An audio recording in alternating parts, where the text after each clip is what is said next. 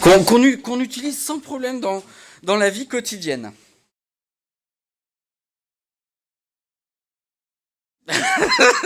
Non, c'est pas ça. Non, mais non. Cette expression, on la retrouve dans certains mots des psychiatres. Je la vois, moi, des fois aux urgences. Ouais. Alors, c'est une expression qu'on retrouve aussi comme symptôme de maladie psychiatrique. Comment ? Louis, t'avais dit ?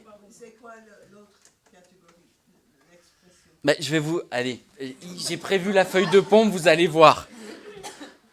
Oula, ah non, ouais. Voilà. Passer du coq à l'âne.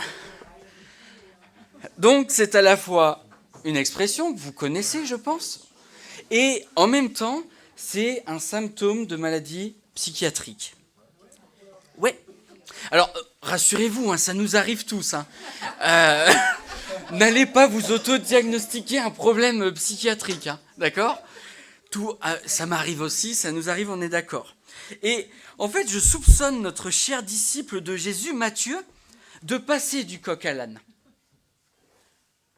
Le 24 septembre, on parlait d'un démon qui provoquait des crises d'épilepsie. Le 1er octobre, on parlait de la mort. Matthieu avait un peu plombé l'ambiance avec ses réflexions très intéressantes sur la mort. Et aujourd'hui, on va parler des impôts de Jésus. Le pire dans tout ça, c'est qu'on n'a pas fait exprès. Les 3 textes se suivent l'un après l'autre. Je pense qu'on peut difficilement faire plus compliqué comme variété de sujets à aborder. Mais en fait, c'est typique des évangiles. Les enseignements tranchants de Jésus nous troublent. Les guérisons de Jésus viennent nous perturber. La présence manifeste des démons nous perturbe. Et si nous sommes déstabilisés, il existe une stratégie efficace. Éviter de prêcher sur les évangiles. Parce qu'ils nous gênent. Allez, au pire, on peut choisir éventuellement les passages qui nous arrangent, ceux qui nous paraissent pas trop compliqués. Pourquoi je vous dis ça ? Parce qu'il n'y a pas si longtemps, je lisais un article de théologie qui disait qu'en fait, plein d'églises refusaient de prêcher sur les évangiles parce que c'était trop compliqué. Ça m'avait interpellé. Nous, ça tombe mal. On a choisi d'étudier l'évangile de Matthieu, un texte après l'autre. Pour ceux qui sont familiers, on fait des prédications textuelles suivies. Et parfois, nous sommes en difficulté. Je pense à toi, Fred, je ne sais pas où tu es passé. Voilà, merci. Quand tu étais tombé sur ce passage par rapport à Élie, tu m'as dit, je ne sais pas ce que je vais raconter. Des fois, on se retrouve en difficulté. Et je crois que c'est très bien ainsi. Parce que ces difficultés sont là pour nous déranger. Jamais je n'aurais voulu volontairement vous parler des impôts de Jésus. En France, parler d'argent, c'est au mieux audacieux, au pire carrément risqué. Pourtant, Jésus, lui, n'élude pas le sujet. Jésus nous révèle son rapport à l'argent. Ceci est une occasion formidable pour nous poser la question suivante. Voulons-nous vraiment imiter Jésus, même avec l'argent ? Parce que c'est notre désir, on veut imiter Jésus. Mais est-ce qu'on est prêt à le faire, y compris dans des domaines qui peuvent nous déranger ? Et je vous lis ensuite le passage. Donc on est dans Matthieu 17 toujours, et je commence la lecture à partir du verset 24. Lorsqu'ils arrivèrent à Capernaum, ceux qui percevaient les 2 drachmes s'adressèrent à Pierre et lui dirent « Votre maître ne paye-t-il pas les 2 drachmes ?» « Si, lui, dit-il. » Et quand il fut entré dans la maison, Jésus prit le premier la parole et dit « Simon, qu'en penses-tu ? Les rois de la terre, de qui prennent-ils les taxes ou les tributs ? De leurs fils ou des étrangers ? Il lui répondit, donc là c'est Pierre qui parle, des étrangers. Et Jésus lui dit, les fils en sont donc exempts. Mais pour que nous ne les scandalisions pas, va à la mer jette l'hameçon et tire le premier poisson qui viendra. Ouvre-lui la bouche et tu trouveras un statère. Prends-le et donne-le leur pour moi et pour toi. Juste avant, pour vous un peu rafraîchir dans le contexte, Jésus vient d'annoncer sa mort aux disciples. C'est ce que Matthieu nous partageait la semaine dernière. Et pour la première fois, les disciples commencent à comprendre émotionnellement ce que cela implique. Ils vont être véritablement tristes. Ça se passe alors que les disciples sont en Galilée avec Jésus et qu'ils sont en train de se diriger vers Capernaum. Et alors qu'ils arrivent dans la ville, retour brutal à la réalité. Allez, payez vos taxes. En fait, c'est pas adapté. C'est brutal. C'est clairement passer du coq à l'âne. C'est comme si vous pensiez à l'héritage que vous alliez toucher alors que votre maman venait de décéder. C'est comme si vous étiez en train d'envoyer des SMS à d'autres personnes alors que votre ami devant qui vous êtes est en train de vous confier un lourd traumatisme qu'il a vécu dans l'enfance. C'est comme si vous préférez aller boire une bière avec vos amis alors que votre maman est en train de mourir à l'hôpital. C'est inadapté. Quelques instants avant, les disciples étaient profondément tristes et on leur parle des taxes à payer.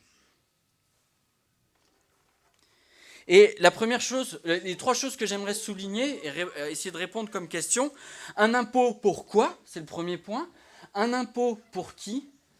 Et le troisième point, un impôt pour quelle motivation?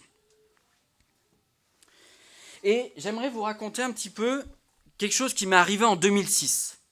Le mercredi, j'apprends que ma grand-mère décède dans son sommeil. Clairement, c'était inattendu. Et ça suscite en moi, vous l'imaginez, une grande tristesse. Le samedi, donc le week-end d'après, nous nous retrouvons avec toute la famille pour l'enterrement. Rien de plus classique. On va à l'église, on a la cérémonie religieuse, et puis après on se retrouve pour l'enterrement dans le cimetière. On vit cette tristesse en famille. Il y a des pleurs, il y a de la détresse. Sauf qu'après, nous nous retrouvons pour une sorte de collation familiale, comme parfois ça peut se faire. En fait, en l'espace d'une heure, je passe d'une tristesse qui est légitime à une sorte de moment joyeux en famille. Et à ce moment-là, j'ai presque 17 ans. Ce contraste me trouble véritablement. Pour le coup, j'ai l'impression d'être schizophrène. En quelques instants, je passe d'une ambiance à une autre, alors que le contexte, lui, n'a pas vraiment changé. Ma grand-mère est toujours décédée. En fait, cette joie familiale m'a l'air d'être comme un cheveu sur ma soupe de tristesse. Ces émotions contraires me mettent mal à l'aise, et je crois que cela s'approche de ce que Jésus et ses disciples ont vécu, ou ont pu ressentir. Et je vous rappelle le verset 24, lorsqu'ils arrivèrent à Capernaum, ceux qui percevaient les 2 drachmes s'adressèrent à Pierre et lui dirent « Votre maître ne paye-t-il pas les 2 drachmes ?» Les disciples viennent de réaliser que Jésus va mourir. Ils sont tristes et c'est bien normal. Et alors qu'ils arrivent à Capernaum, c'est le retour brutal aux fondamentaux. Il faut payer des taxes. Quelle est la transition entre la tristesse des disciples et ces percepteurs d'impôts qui demandent le règlement des taxes? Il n'y en a pas. Les personnes chargées de récolter l'impôt n'ont pas l'air de se soucier des circonstances, de l'état émotionnel des personnes qu'elles ont en face. Que les gens soient tristes ou pas, il va falloir payer cet impôt. Et payer cet impôt d'un montant de 2 drachmes, ok, mais pourquoi? Parce que le texte ne nous dit pas pourquoi on doit payer cet impôt. C'est quoi cet impôt? Quel est le but de cet impôt? La somme que Jésus doit payer représente à peu près 2 journées de travail pour l'époque. Donc c'est comme si aujourd'hui on vous demandait, allez, si on prend une base du SMIC, le salaire minimum, on vous demandait de payer 110 euros. C'est pas rien. Et c'est légitime de se demander à quoi ça sert. La traduction Semeur a fait le choix d'enlever le terme de drachme pour le remplacer et dire en fait que c'est l'impôt pour le temple. Cet impôt, ce n'est pas une nouvelle taxe qui est sortie du chapeau des responsables religieux de l'époque. Elle ne date pas de l'époque de Jésus. En fait, c'est une taxe qui est bien plus ancienne. Elle date en fait de l'époque de Moïse. C'est un impôt qui est directement voulu par Dieu et que l'on retrouve dans la loi de Dieu. Je vous amène pour cela en Exode 30 dans l'Ancien Testament, les versets 15 et 16. Le riche et le pauvre paieront la même taxe, 5 grammes d'argent, ni plus ni moins. Quand tu auras reçu cet argent des mains des Israélites, tu l'utiliseras pour entretenir la tente de la rencontre. Ainsi, je me souviendrai des Israélites et je protégerai leur vie. Cette taxe, c'est la même pour tout le monde. Cet impôt, il a un but finalement, entretenir la tente de la rencontre. En fait, cette tente de la rencontre, c'est le temple 1.0. C'est un temple version mobile. Par la suite, cette tente deviendra un temple en dur. Et jusqu'à l'époque de Jésus, cet impôt perdure. Cet impôt sert à entretenir le temple. Pourtant, notre texte ne nous parle pas du tout de ça. Le sens de cet impôt n'est pas rappelé. Est-ce que le sens de cette taxe a été oublié ? C'est comme si c'était quelque chose qui était tellement gravé dans la tradition que on avait un peu oublié à quoi ça servait. Aujourd'hui, un impôt sur le temple n'existe pas. Il n'y a pas de taxe pour entretenir les églises. C'est bien dommage. Mais malgré tout, les impôts, on connaît. Il paraît qu'on est les champions du monde, toute catégorie de l'imposition en France. Quand on nous parle de baisse d'impôts, en général, c'est la danse de la joie. Mais en même temps, on veut des services publics de meilleure qualité. Bref, en fait, je crois qu'on est dans la même situation. On court ce risque d'oublier à quoi servent nos impôts. Alors, j'ai cherché. C'était bon pour moi aussi de me rappeler à quoi servent les impôts. Donc voici une petite piqûre de rappel. Et ça ne vient pas de moi, mais de l'organisme qui cherche à lutter contre la pauvreté, qui s'appelle Oxfam. Et en fait, vous avez un beau diagramme, ça parlera aux statisticiens. Mais grosso modo, imaginez que vous avez 1 000 € d'impôts qui sont payés. Sur ces 1 000 €, il y a 575 € qui sont alloués à la protection sociale. Ça veut dire quoi ? Les allocations familiales, les allocations pour le logement, le financement de la retraite, le financement de l'assurance chômage, le financement de la sécurité sociale, les aides pour les gardes d'enfants. Vous pouvez ajouter tout ce genre d'aide. Ça fait partie de ces 575 €. Donc ça fait 57,5% des impôts, de nos impôts qui servent à ça. Ok ? Ensuite, il y a 143 € qui servent à financer des services publics comme la culture, le transport ou des mesures pour l'environnement. On a 96 € qui sont dédiés à l'éducation. On a 60 € qui sont dédiés à la défense, à la sécurité et à la justice. On a 66 € qui servent au fonctionnement de l'administration publique, y compris à la rémunération des fonctionnaires d'administration publique du coup. On a 37 € qui sont consacrés à la dette de la France, pour la financer. En fait, quand on regarde ça, ma conclusion naturelle, c'est de dire, en fait, les impôts, c'est utile. Et comme le dit l'organisme Oxfam, ça sert à mettre en place des systèmes de protection qui sont un filet pour les personnes les plus fragiles. Et pourtant, je râle quand je paye des impôts. Nous râlons parce que nous payons des impôts. Souvent, ce qui se passe, c'est qu'on regarde l'argent qu'on perd. On aimerait bien tout garder pour nous. Mais c'est là qu'il faut se rappeler du pourquoi des impôts. Payer des impôts, c'est d'une certaine manière aider des personnes qui sont dans le besoin. Et peut-être vous faites partie de ces gens qui ne payent pas l'impôt sur le revenu, mais vous en payez plein d'autres impôts, vous inquiétez pas. La taxe sur la valeur ajoutée, les taxes quand vous louez une résidence de vacances, il y a une taxe sur les résidences de vacances. Il y en a de partout des taxes. Payer des impôts, c'est d'une certaine manière aider des personnes qui sont dans le besoin. Au lieu de voir l'argent que nous aurions tendance à perdre, nous pouvons changer nos lunettes. Cet argent que nous perdons est en fait utile à des personnes qui sont dans le besoin. Par nos impôts, nous faisons du bien à d'autres. Et parfois même à nous-mêmes. Un jour ou l'autre, on se retrouvera tous hospitalisés. Et on est bien content de ne pas avoir à payer la facture de l'hospitalisation. Une journée en médecine, c'est 10 000 euros. Pour vous donner une idée. Donc en fait, quand on est dans le besoin, les impôts servent à nous aider. Et la deuxième chose que je vous propose de voir, c'est un impôt pour qui ? La réalité, c'est que les Français, on a du mal avec les impôts. Le gouvernement nous dit qu'il y a des baisses d'impôts. Il montre des chiffres, il parle de milliards d'euros de réduction d'impôts. Et pourtant, les Français n'ont pas du tout cette impression. Un sondage qui est sorti cette semaine qui nous dit que 58% des Français ont l'impression que leurs impôts augmentent. Pourtant, on nous dit le contraire. Alors, quoi de plus normal que de trouver en grande quantité des sites qui nous donnent des conseils pour réduire nos impôts ?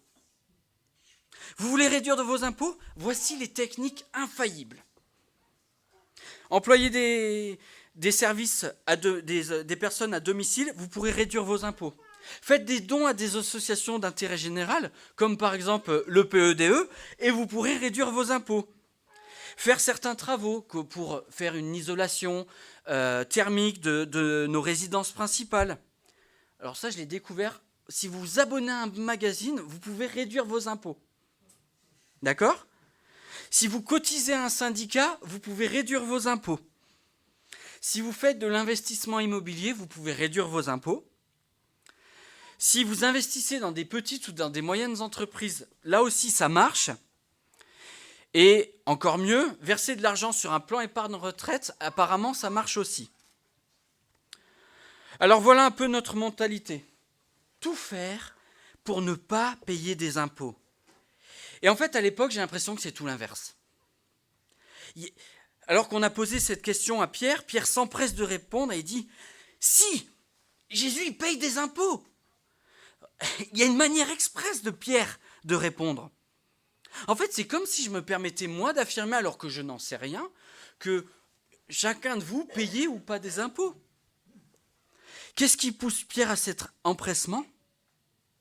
En fait, il faut bien réaliser que cet impôt, c'est une application directe de la loi de Dieu. Donc si Jésus ne paye pas l'impôt, on peut l'accuser de désobéir à la loi de Dieu. Et on est vraiment dans un moment où, dans l'évangile de Matthieu, Jésus commence à être vraiment confronté. Il commence à avoir de l'opposition. Donc on est à la recherche du moindre faux pas. Du coup, ça nous aide à comprendre l'empressement de Pierre. Je vous jure, Jésus paye bien ses taxes. Et Jésus est bien concerné par cette taxe, parce que Exode 30 nous apprend que cette taxe est pour chaque homme de plus de 20 ans. Et à ce moment-là, il n'est pas loin de la fin de sa vie, donc il a aux environs de 33 ans. Et au-delà de la question de la loi juive, ce qu'il faut vraiment comprendre, c'est ce que représente le temple. Et ça nous aide à comprendre l'importance de l'impôt. Qu'est-ce que représente le temple pour les gens de l'époque ? Le temple, c'est l'endroit où Dieu vient au milieu des hommes. Le temple, c'est l'endroit où Dieu entend les prières de son peuple. Le temple, c'est l'endroit où Dieu pardonne les fautes de son peuple. C'est l'endroit où l'étranger prend conscience de la grandeur de Dieu. Le temple, c'est l'endroit où le peuple offre ses sacrifices à Dieu, notamment pour le pardon des péchés.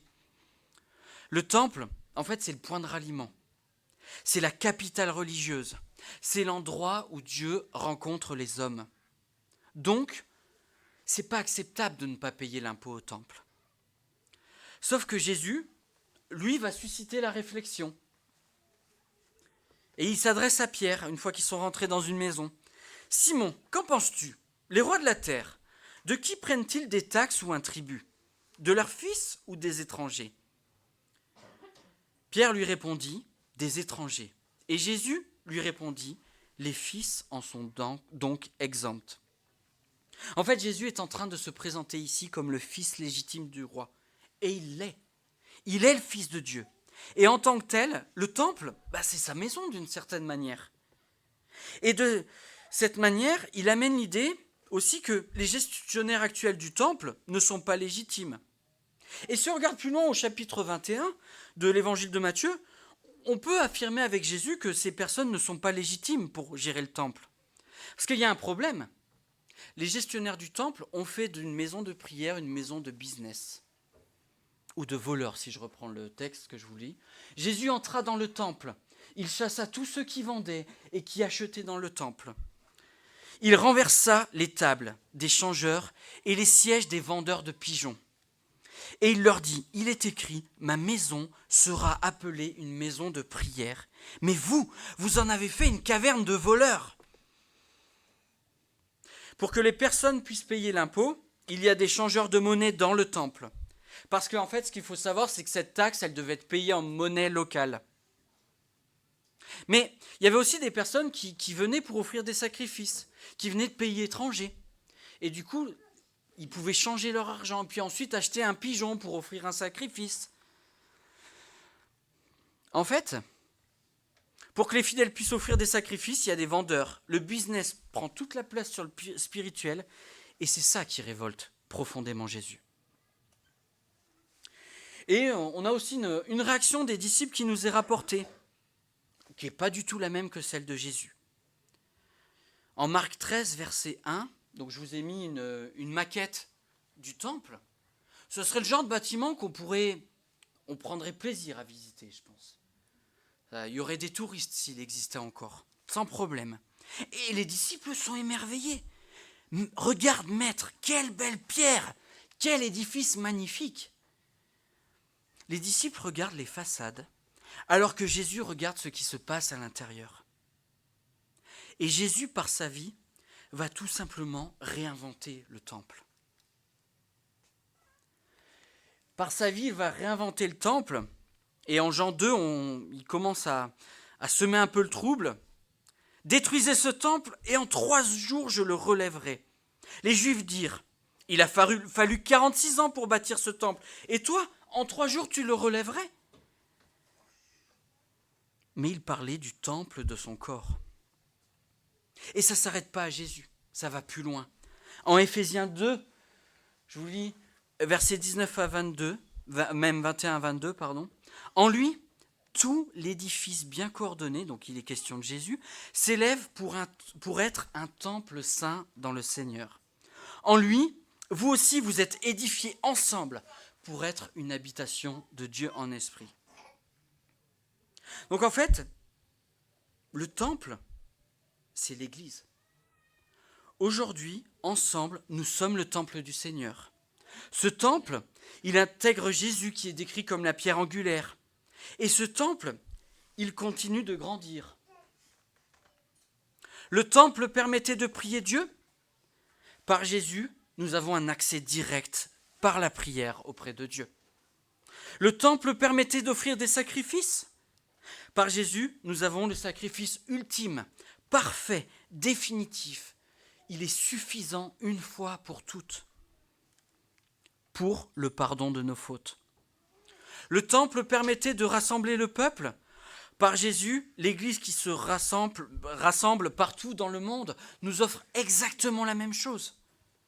Le temple permettait aux non-juifs de réaliser la grandeur de Dieu. Mais n'est-ce pas là le rôle de l'Église aujourd'hui ? Ce temple qu'est l'Église continue de grandir parce qu'elle touche par sa manière de vivre. Vous voyez ce temple ? Aujourd'hui, il n'existe plus. Il a été détruit. Il y a même une mosquée à la place. Et j'ai découvert ceci. En fait, les Juifs, il est très fortement recommandé pour eux de prier 3 fois par jour pour qu'un jour ils puissent reconstruire un nouveau temple. Mais en fait, il existe déjà le temple. Ce temple, c'est vous. Ce temple, c'est nous. Dieu habite en nous. Et il va encore habiter en d'autres personnes. Ce temple grandit de plus en plus. Et ce temple, c'est l'église de Jésus. Et là, on ne parle pas de pierre, mais on parle de pierre vivante. On parle de quelque chose qui s'étend. On parle de quelque chose qui grandira jusqu'à ce que Jésus revienne. C'est beaucoup plus intéressant qu'un temple en dur. Ça ne s'arrêtera que quand Jésus reviendra. Et la troisième chose que j'aimerais vous partager, c'est un impôt pour quelle motivation ? Je ne sais pas si vous avez entendu parler de cette histoire qui est sortie dans la presse il y a 2-3 semaines, je crois.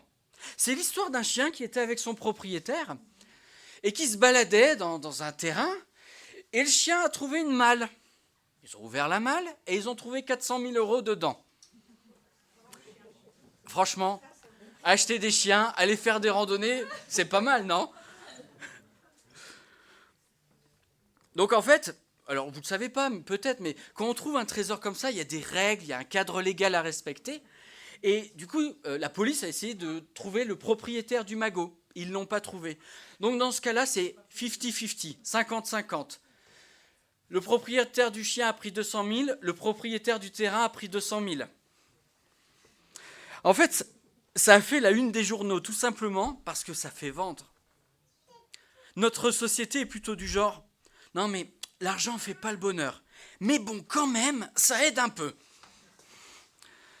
C'est donc d'autant plus intéressant de regarder la manière d'agir de Jésus concernant l'argent. Et la première, je vous relis le verset 27, mais pour que nous ne les scandalisions pas, va à la mer, jette l'hameçon et tire le premier poisson qui viendra.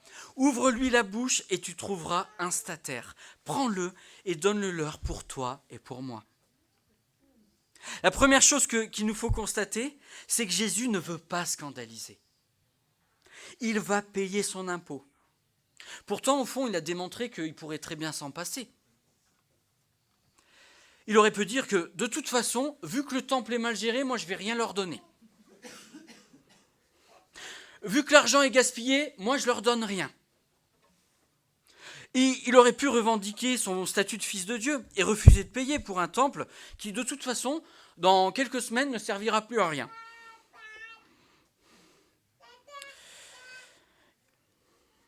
Pourquoi ? Parce qu'il allait mourir sur la croix. Donc finalement, pourquoi je vais donner de l'argent à un truc qui ne sert plus à rien bientôt ? Mais en fait, il ne fait pas du tout ça. Et je trouve que c'est riche d'enseignements. Et nous ? Lorsque nous pensons, et nous sommes souvent beaucoup à le penser, que l'argent public est mal géré, lorsque nous pensons que certains s'en mettent plein les poches, nous pouvons imiter l'attitude de Jésus. Ne pas être une occasion de trouble et payer nos taxes de manière diverses et variées sans râler. La deuxième chose qu'on peut constater au travers de ce verset, c'est la manière de faire de Jésus. Ce miracle est bizarre. Vraiment. Les commentateurs se permettent de dire que finalement c'est le seul cas où Jésus fait un miracle et où en fait d'une certaine manière il va servir son propre intérêt. Imaginez, il y a la taxe foncière pour les propriétaires à payer bientôt. Vous allez prendre le premier poisson dans l'ouche et vous trouvez le magot. Imaginez les étudiants, vous avez vos frais d'inscription à payer. Vous allez prendre le premier poisson et vous tirez le magot, mais on veut tous ça. Non ? D'ailleurs, les matinales de radio, c'est les radios musicales, ils vous proposent tous de l'argent à gagner. Ils vont doubler votre salaire, ils vont payer votre loyer pendant 1 an, ils vont payer vos factures et tout. En fait, c'est quelque chose qui attire le cœur de l'homme et qui est interpellant. C'est en fait la somme dont on a parlé, les 2 drachmes, c'est pas une somme qui est non plus énorme. Il est raisonnable de penser que Jésus et les disciples auraient pu prendre dans la bourse qu'ils avaient en commun. Parce qu'ils avaient une bourse en commun. Alors pourquoi un tel miracle ? À quoi ça sert ? Jésus veut démontrer sa domination sur l'argent. Jésus est au contrôle même de notre argent. Dieu nous confie des richesses, notre responsabilité est de bien les utiliser. Ou pour paraphraser un grand super-héros, un grand pouvoir, l'argent, implique de grandes responsabilités. Et regardez ce que nous dit 1 Timothée 6, versets 17 et 18. « Recommande aux riches du présent siècle de ne pas être orgueilleux, de ne pas mettre leur espérance dans les richesses incertaines, mais de les mettre en Dieu qui donne tout avec abondance pour que nous en jouissions. Qu'ils fassent le bien, qu'ils soient riches en bonnes œuvres, qu'ils aient de la libéralité et de la générosité. Si nous avons de l'argent, Dieu nous encourage à faire du bien, à nous en servir, pas pour notre propre intérêt finalement, mais à lever la tête et à regarder autour de nous. Et ça me permet d'enchaîner avec le troisième aspect que je relève dans ce verset, concernant l'attitude de Jésus. Dans son miracle, je vous suggère que Jésus est généreux. Et ce n'est pas la première fois qu'on observe cela, il y a plusieurs miracles où on voit qu'il va pouvoir largement plus que ce qui est demandé. La question de départ, je vous la rappelle, c'était Jésus doit payer ses taxes. Et voici que le miracle pourvoit pour 2 personnes. Parce que un statère, ça correspond à 4 drachmes. Donc en fait, Jésus pourvoit pour lui-même et pour Pierre. Le miracle pourvoit pour 2 personnes. Le problème, en fait, n'est pas l'argent, mais le rapport que nous avons à l'argent. L'argent n'est pas une fin en soi, ce n'est pas un but en soi. L'argent, c'est un moyen pour faire du bien autour de nous. Et je conclus avec la question de la générosité de Jésus. Sommes-nous généreux ? Est-ce que moi-même, je suis généreux ? Quand on s'est marié avec Julie, on a eu un débat vigoureux. Elle voulait qu'on donne de l'argent à l'église. Et moi, je voulais placer l'argent. Je vous avoue, et elle peut confirmer, cette discussion avait été assez houleuse. Pourquoi ? Parce qu'en fait, depuis pas longtemps, j'avais mon propre salaire. Fini les galères d'étudiants, fini les plats de pâtes à peu près 1 jour sur 2. Je voulais profiter de cet argent. D'ailleurs, j'en ai profité. J'avais acheté la guitare que j'utilise, je l'avais achetée à ce moment-là. Le vélo de route que j'ai, je l'avais acheté à ce moment-là. Donc, je voulais en profiter. Et surtout, il y avait un aspect. Moi, je n'avais jamais donné d'argent à qui que ce soit. À un organisme, à une église. J'avais jamais appris cette importance-là. En fait, c'était mon argent. Je voulais en profiter. Je voulais placer pour avoir mes projets. Et Julie m'a tenu tête. Et elle a eu raison. Elle m'a appris, peu à peu, avec l'aide de Dieu, à prendre plaisir à soutenir l'Église, à prendre plaisir à soutenir des missionnaires. Elle m'a appris à davantage utiliser l'argent que j'avais et que nous avons pour la gloire de Dieu. Et parce que ce sujet peut être sensible chez chacun d'entre nous, parfois ça vient toucher à quelque chose de profond, je vous invite à fermer les yeux quelques instants et je vais vous poser quelques questions. N'y répondez pas à haute voix, surtout pas, mais peut-être répondez-y dans votre cœur pour réfléchir à notre rapport à l'argent en silence.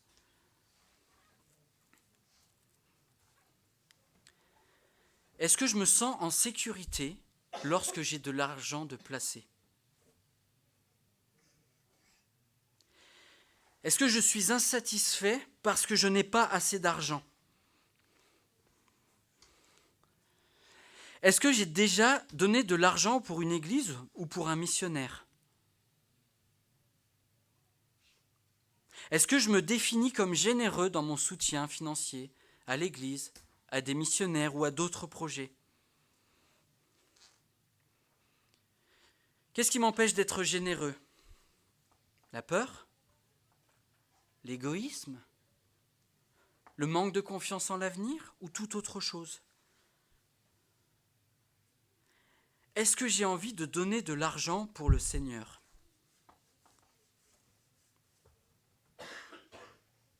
Est-ce que c'est quelque chose qui procure de la joie dans mon cœur ? Qu'est-ce que je peux mettre en place dès à présent pour progresser dans ma générosité ? Et je conclus simplement avec la parole de Dieu, de Corinthiens 9, verset 7. Que chacun donne comme il l'a résolu en son cœur, sans tristesse ni contrainte, car Dieu aime celui qui donne avec joie. Je vous invite à la prière. Seigneur, je veux te remercier parce que tu es ce Dieu qui est présent, qui parfois nous met face à des textes vraiment étonnants et interpellants. Et ce texte m'a donné du fil à retordre, y compris dans mon cœur. Et je te prie qu'on puisse entendre cet appel à la générosité. Tu veux des serviteurs qui donnent de leur temps, de leur don, leur argent ou toute autre chose avec joie. Et je te prie de nous apprendre à donner avec joie. Je regrette ces moments où, quand j'étais étudiant, j'ai pas appris, ou quand j'étais plus jeune, j'ai pas appris à donner. Que chacun, ensemble, en Église, nous puissions apprendre à donner, selon ce que aussi tu nous mets dans le cœur de faire.